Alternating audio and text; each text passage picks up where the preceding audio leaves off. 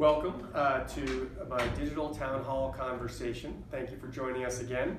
This week we're going to be talking about fair and impartial policing, one subset of many of the issues in our society where we're working on addressing inequities in our society, both political as well as social. But today we're going to focus particularly on fair and impartial policing. There's an unsettling increase in hate crimes both nationally and here in Vermont. We are not immune from many of the challenges happening nationally, and in fact, sometimes we actually have more of it going on, but it's not talked about or we don't recognize it. And so it's really important that we have these conversations and really bring transparency and light to the reality of what's impacting ranges of communities in our state, and sometimes in a state that's actually as particularly, for lack of a better term, white as we are. These conversations don't happen enough, and people don't see or don't think they see things that are happening to many, many people. So we are joined today by two wonderful people from across the state. Tabitha Pohl-Moore is from the Rutland area NAACP, and Brenda Churchill is here representing the LGBTQIA Alliance, and more letters. It keeps changing and I'm not always good at catching all the letters, so I apologize, of Vermont, to learn more about some of the incidents that are happening, what can be done legislatively, and even what individuals watching can do individually. Not all of our solutions do happen legislatively. As I said, some of these are societal, and it's what we each do as individuals that also impact our communities and make safer communities, healthier communities, and more inclusive communities. And so we're going to discuss both of those ways that changes can happen, and what individuals can do to support the work. So welcome to both of you. And yeah, and I guess I want to just point out, when instances of racial bias, racism, discrimination, or violence happen, the first reaction is often it doesn't happen here, and yet we do know it does. And so I'm wondering if either of you can share a bit of your personal experience, or if you don't want to talk about personal experiences you know of, and the challenges that folks within each of your communities face here in Vermont. So, Tabitha, why don't you share one if you could? Well, I mean, I think one of the things that's important is to note that though the LGBTQIA kind of community and the Black community are very much intersectional, and there are people that belong to both. And so for me, as recognizing that, I feel like we are same community, but we might have different experiences. I mean, the same idea is like, hey, we're going to be oppressed, but Brenda's my community too. Yeah. So. But the life experiences and what you experience are different. Right. Yeah. So the lens, as a person of color, what we tend to experience here in Vermont is what you said. It's this hyper-visible invisibility. Everything you do is magnified, and at the same time, your experience is not represented anywhere in anything you see. And because Vermont is so white, one of the greatest problems that we face is that when systems and people in positions of power have nobody of color, they tend to, it's like confirmation bias around an issue. So when things like threats come up and we're deciding whether or not something's a threat, well, if I've never experienced it as a threat, I'm not going to assume that, I'm not going to see something as a threat. And I'd say that that is probably one of the largest issues in ameliorating issues for people of color in Vermont. And I think that even our most well-intentioned white folks make some pretty big mistakes. Sure. Yeah. And I mean, I got a call from Peter. And the key is to learn from them. Right. And then make every attempt not to repeat those mistakes, which actually we repeat them too. Yeah.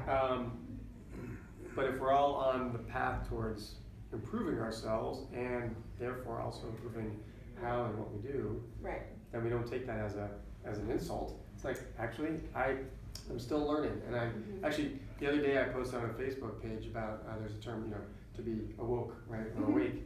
And actually, it's an awakening, it's a process. And actually, there will probably be very hard for me to ever be fully awoke. And if you're not recognizing that it's a long process, but it's got to be an intentional process, then you're still not really opening yourself up to some of the privileges one has had, and I should say, instead of saying you, I should say I and others like me have had. Mm-hmm. Yeah. And it's funny you should mention that because Victor Lee Lewis, I don't know if you're familiar with the film The Color of Fear. Okay. It's a phenomenal film. It's older, but he was one of the folks in there, and he now does emotional freedom technique out of I'm going to say California. But he has kind of changed the term from being woke to awakening. Oh, there you go. So it's kind of like, yeah, so you're cool, actually I'm glad we're on the same wavelength. Not even having known it. But that's, I mean, it's a constant process. None of us ever arrives, even, folks like me. And one of the biggest issues that I face here around racism in Vermont is this idea that I'm not racist.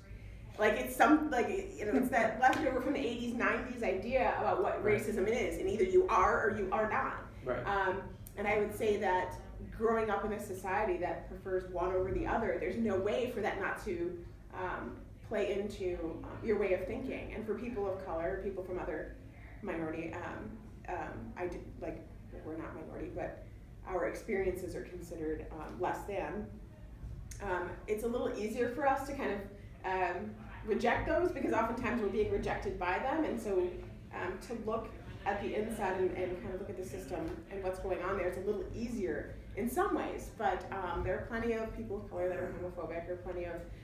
I was going to say, each community is not monolithic. That's right. Right? I mean, there are communities of color that are darker and lighter, and there are issues sometimes in some communities around that. And within each community, and not all white men are the same either, right? So it's also interesting, I think, as we learn. Well, and colorism is this whole idea, it still fits in with this idea of white supremacy, but people know all the kinds of experiences that people of color have in our country. I think a lot of people don't know. Yeah, that's true. A lot of people don't know. But if folks want to hear a story, all you have to do is pick up the paper, and you're going to see something about a person of color being shot, being unfairly arrested, or it's not that hard if you want to read the trauma stories. But being part of the solution, I think, is where you're headed. And I tend to focus more on, like the mindset so that we're aware. Right, and our lens on some of these issues is created through the media. Absolutely. Right? And so when stories about crime are always fixated on the color of someone, and or those stories make the news when plenty of white criminals or crimes don't get as much media play proportionally as occurs, then people get in their mindset, oh, people with darker skin do more crime. It's like, actually, that's not true. Right. But people, when you start to build a bias through this, from when you're watching news as a 3-year-old through many, many years, then that's when that racism is ingrained, having that implicit bias is ingrained, and you're almost, I'm not saying not at fault for it, but if society's telling you something over and over again and it becomes ingrained, it takes effort to become aware of that and then work to dismantle it. So anyway, we can go on quite a bit. Each one of these things we can talk about for hours, and we've got about half an hour. So one of the Brenda, things I wanted to please. point out is that I learn from Tabitha every day. She's a wonderful teacher and very patient with me. And I'm going to go back to something that you said earlier, which was of consequence, and that's that Vermont often says, well, there's no racial bias here, and there's no prejudice, and there's no crime, but whatever it might be. And one of the things about my community is that these microaggressions and things that happen against us are there present on a daily basis. And it was interesting the first year that I was here in the State House, and I think you remember some of the times we came in and talked. I also got a good Q&A with T.J. Donovan's office and even Governor Scott, and they asked me, said, have you seen any increase in violence in Vermont? Now this is going back within 2 or 3 months from being in office, and I had to honestly say no.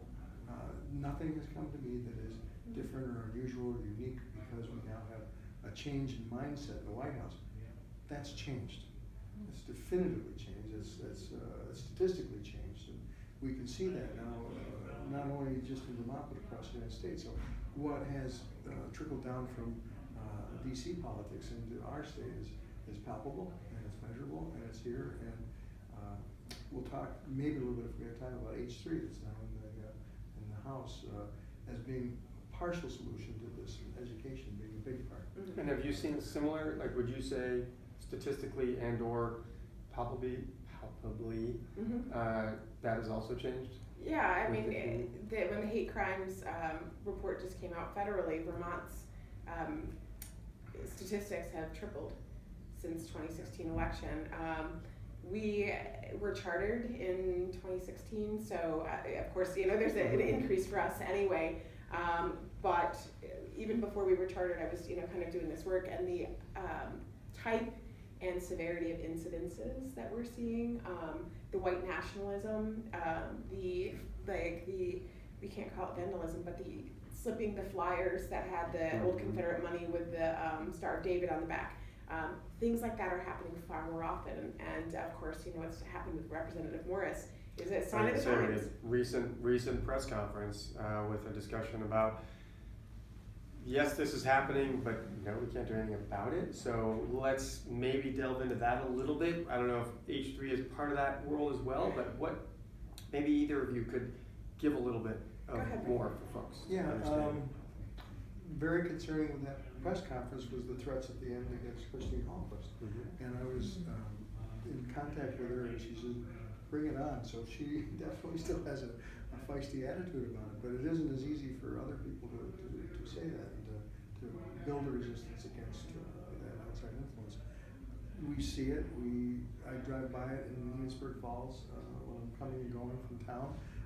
We understand that it's there, and it's bigger than it was.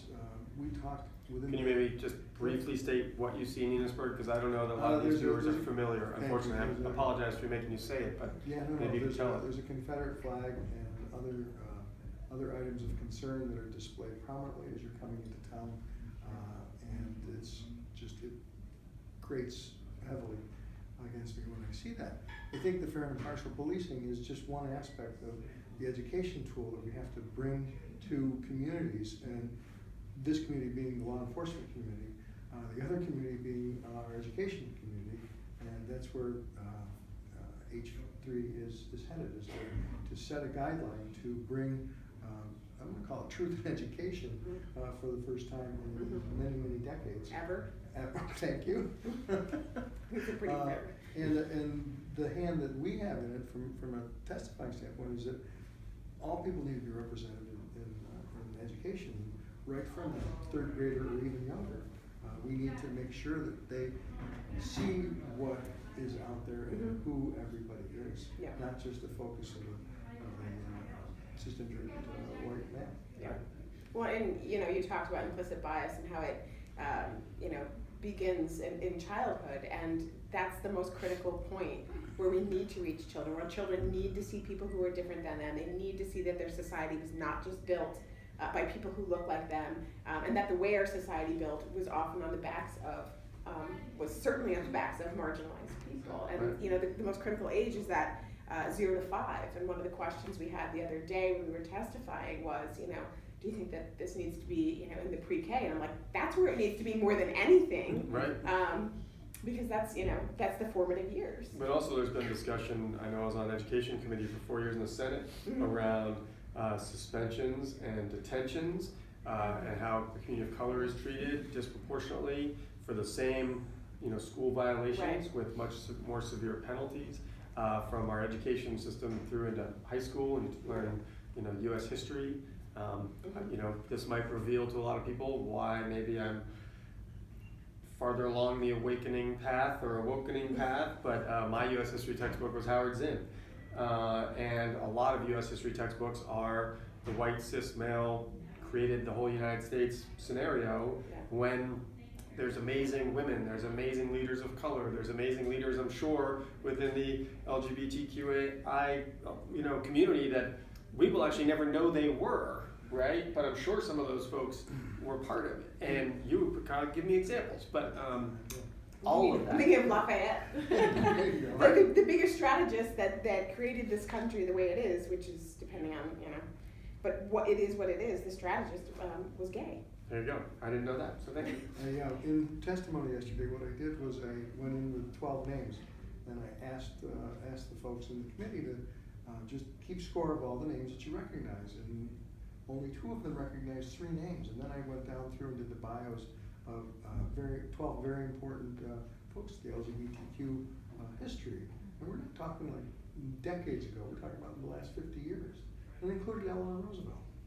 And it was amazing that folks did not know or have the tie-ins here. Why? Because they're left out of our education system. People don't get that now. And we need them to get that.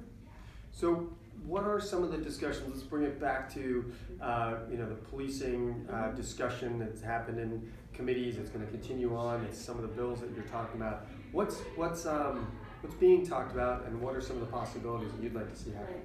Well, I think that what's happening right now, today, with the FIP is that there's been an acknowledgement that it hasn't been fully enacted, which I think FIP is fair and impartial policing. Sorry, yes. No, that's okay. That's my job as a host. Hasn't been able to be really realized the way that it was hoped to by this point, and folks are talking about what to do about that. And I think one of the ways that the system often sabotages itself is by removing funding, and that was what happened with FIP. And now, obviously, that's not the only reason that it hasn't been able to work. We're certainly stuck around this area of immigration and enforcement of federal law. The NAACP has taken a pretty clear stance in support of immigrants and kind of against that federal enforcement. Right. Not. Yeah, it was an early It's one of the first laws we it's a passed a dance. couple of years ago. Yeah. Difficult. So there's a lot around that. I would say with the FIP, and again with the Morris situation, it's been very much revealed that we don't do good enough. Our system is very much lacking around bias incident reporting and hate crime reporting. We know that we are woefully short, and so we're trying to propose some additional legislation to support FIP and this new bias incident reporting system. I think we also saw that the legislative process is amenable to funding coming back in for Yes. training, which was grateful. Tabitha asked for more, which is another part of the process. That's the next Your step. name is so perfect in that way. Well, yeah. And I think that the funding for training is good. I talked with Mr. Gothier yesterday, and they're adding training to the academy over the next year or two. They're going to increase it by a couple of weeks. I am advocating that they bring back in the diversity training that my friend Keith taught there for a long time, and that they include ongoing training right now, because we have that problem now. We don't have it 2 years down the road. Right. We need to step up and say, you need this now. Right. And so there's the legislative side. We obviously, by the time this airs, the governor will have given his budget address. What kind of dollars are we talking about? We have a $4 or $5 billion budget. A lot of it's federal money, but we have state money. Oftentimes, I've seen conversations on Facebook that I've been a part of, and conversations that other people have brought to me that say, why aren't we doing this, and the other in state government? It's everything from this funding this to clean water to all kinds of things that, a lot of folks want a lot of these things to happen, right? I mean, everybody, no matter what you look like and who you love, still wants to also drink clean water, right? We want to have good health, or if you're in Bennington County, even more so the clean water issue in their well water. And sometimes there's this discussion of, well, there's not enough resources.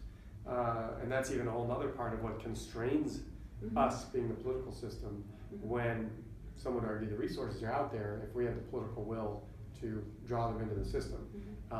That's a conversation that we're not going to get into deeply, but what kind of dollars are we talking about here? In the grand scheme of things that are 100 and 400,000, that's actually very small numbers in state government. Are we talking about hundreds of thousands? Are we talking about millions? Well, this is where you're going to get kind of excited, because the original bill was approved with $40,000. Right. And I am asking for more, because we are proposing the legislation around hate crime reporting and training, which is, it's related to FIP, but it's not quite the same thing. Sure. But they certainly work in tandem to create a better community in Vermont. So I would propose 1.5 positions, and Rick Gothier would be the one to. So it's closer to 150 to 170. If you pay them well, if you pay them what they should be getting paid, which is always another thing. But it's not that much money to do this. Well, Yeah.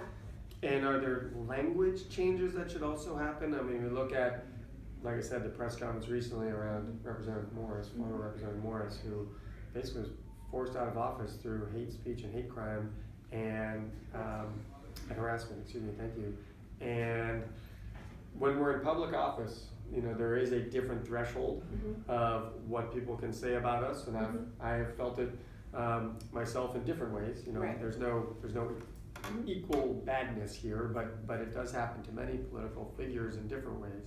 But I will even say, as a white male who has gone through life in a position of privilege, when someone says something to me, it is inherently less threatening, because I feel empowered in our society in a way that others who get this kind of language all the time. And I think Representative Toledo had a really powerful episode where he became aware of that with a friend of his, a member of the community of color, where he just did a little eye signal with his fingers, like, hey, I see you. And to a person of color who doesn't know this person at first, who's doing that, that's actually a threat, because daily there are instances of looks or finger pointing or others that can be taken very threateningly. Whereas as a white guy to another person, you see it as, oh, just joking, hey, I see you, how's it going? And so how we experience that is incredibly different. So what I'm getting at is, while I've taken some abuse as a politician, the true fear for my life or fear for my family, I've felt it a couple times with particular individuals, but not on a daily basis and not in a regular way. Right. Representative Morris did. And what are the possibilities for language there? I mean, I do think there was appropriate frustration that either A, the current law wasn't applied more aggressively by the Attorney General, or B, was there language presented by the Attorney General and said, okay, here's the changes we need to make?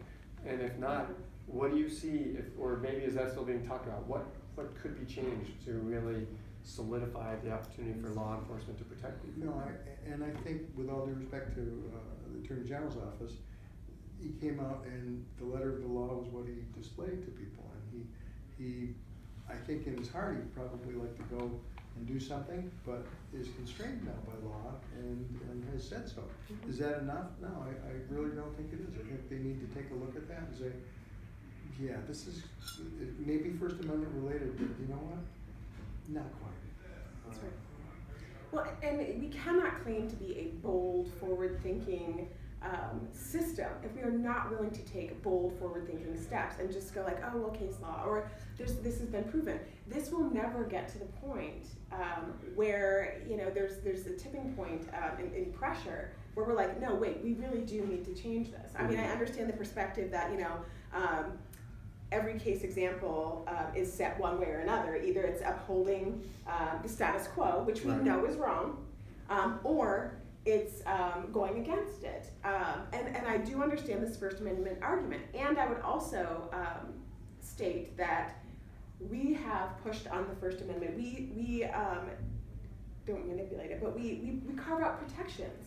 I mean, you can't yell fire, right? There's certain things that you can't do. Well, each of the different constitutionally protected elements, standing alone, appear very clear.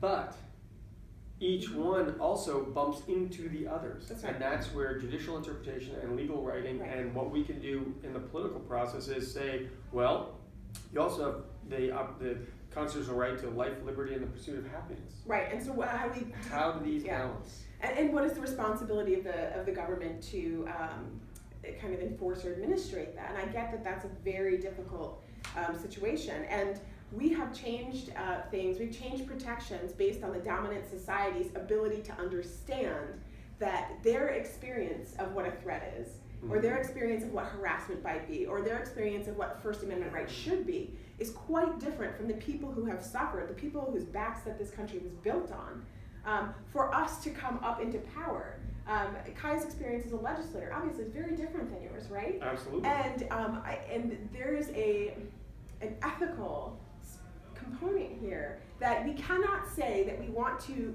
grow the diversity or be more reflective if we are not willing to create protections to make that happen. And versus in saying, well, all politicians are the same, Mm-hmm. so all threats are the same to politicians, or Right. you know, what we count as a threat to a politician is the same whether you're white or you're black, or whether you're trans and running for governor and threatened System running for lieutenant governor. right. I'm like, come on now, you Right. know that that's not the same thing, and we have to have those bold discussions. And I don't expect, I didn't expect him to. I wasn't surprised when you say that. I was disappointed, extraordinarily disappointed, because if that was the way he was going to go, my hope would be that he would come out and say, but we are going to have these conversations because we need to change this law. And that hasn't been said.